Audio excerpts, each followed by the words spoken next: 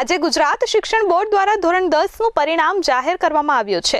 છેલ્લા 30 વર્ષમાં record break 82.56% પરિણામ જાહેર થયું છે। ત્યારે સુરતમાં સરદાર પટેલ સ્કૂલમાં અભ્યાસ કરતી વિદ્યાર્થીનીએ ધોરણ 10ના પરિણામમાં સુરત શહેરમાં ટોપ 3માં સ્થાન મેળવ્યું છે।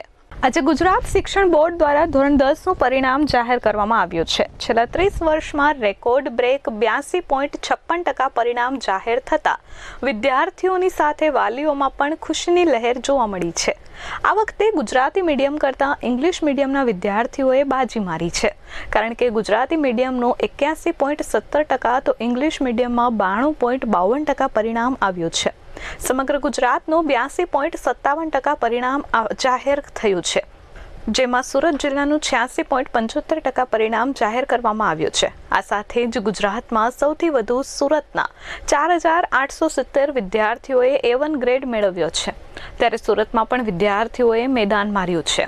સુરતના નાના વરાછા વિસ્તારમાં આવેલ સરદાર પટેલ વિદ્યાભવન શાળાના વિદ્યાર્થીઓએ જળહળતું પરિણામ મેળવ્યું છે। સરદાર પટેલ શાળામાં કુલ 117 વિદ્યાર્થીઓમાંથી 29 વિદ્યાર્થીઓએ A1 ગ્રેડ મેળવ્યા છે।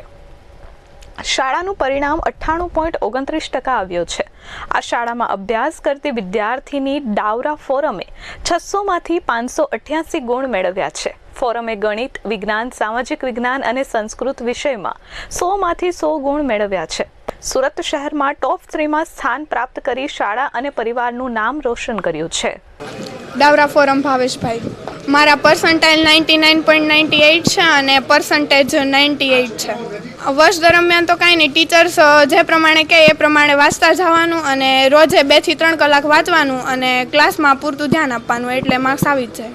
આગળ અત્યારે એ ગ્રુપ સાયન્સમાં લીધું છે, એન્જિનિયરિંગનો વિચાર। ફેમિલી બેકગ્રાઉન્ડ એ સારું છે, એના લીધે જ એટલો વધુ સ્કોર થયો છે, ટીચર્સ, ટ્રસ્ટી અને ફેમિલી।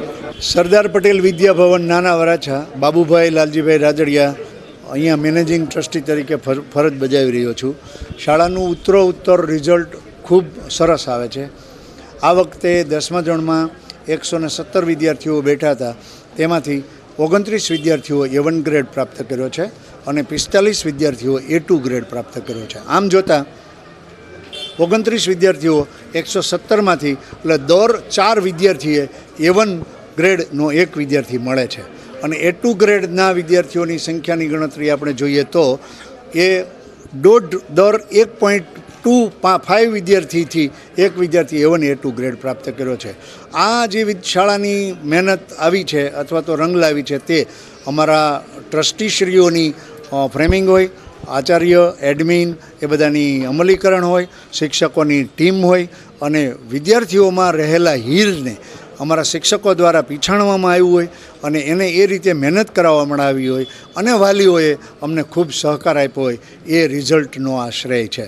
સામાન્ય રીતે ગુજરાત રાજ્ય શિક્ષણ ખાતાએ પણ પરીક્ષા પદ્ધતિમાં થોડો ફેરફાર કર્યો, તેને કારણે થઈને પણ આ વખતના રિઝલ્ટ વધુ આવ્યા છે। અમારી પ્રથમ નંબરની ફોરમ જે વિદ્યાર્થીની છે તે 98% લાવી છે અને 99.98 પર્સન્ટાઇલથી પાસ થઈ। કદાચ ગુજરાતના પ્રથમ 10 વિદ્યાર્થીમાંની એક વિદ્યાર્થી હશે અને સુરતના પ્રથમ ટોપ 3માંની એ એક વિદ્યાર્થીની હશે। તેણે 4 વિષયોમાં 100માંથી 100 ગુણ પ્રાપ્ત કર્યા છે। શાળા એમને ખૂબ બધા જ બાળકોને ખૂબ અભિનંદન આપે છે। શાળાની વિશિષ્ટતા એ છે કે જે બાળકો ઓછા ટકાવાળા અહીંયા દાખલ થાય છે એને 10, 12 કે 15%ના ઉછાળા સાથે અમે રિઝલ્ટ આપીએ છીએ। Bureau report S24 news, Surat.